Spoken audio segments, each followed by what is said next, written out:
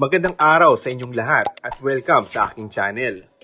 Hanggang ngayon nga ay usap-usapan pa din ang naging huling pagdalo ni Coco Martin at Julia Montes sa huling gabi ni Dreamscape Entertainment Head, Deo Edrenal, sa Heritage Park sa Taguig City.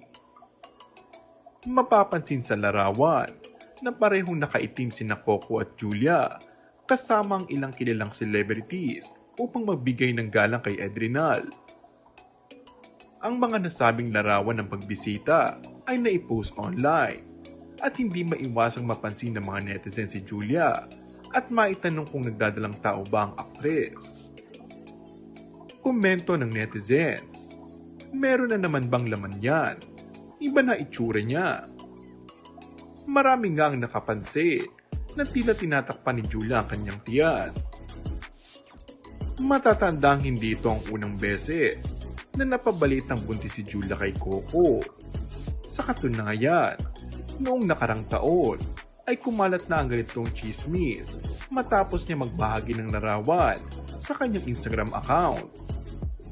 Nakakaloka na hindi pa nagsasalita si Coco at Julia hinggil sa hindi mamatay-matay na isyu na may anak na sila. At ngayon nga ay napapabalita na naman na buntis muli ngayon ng aktres. Sa inyong palagay, ito na kaya ang tamang panahon para ibahagi ni Julia ang kanyang tunay na kondisyon at estado ng buhay sa mga netizens? Bagamat walang direktang pag-amin mula kina Coco at Julia, ay tila what you see is what you get na lang ang drama ng dalawa dahil palagi namang nakikita na magkasama ang mga ito.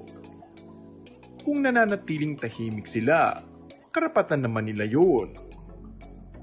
Pero hindi naman mananahimik ang mga marites sa pag-speculate kahit wala silang ibinibigay na pahayag kaugnay sa isyong ito.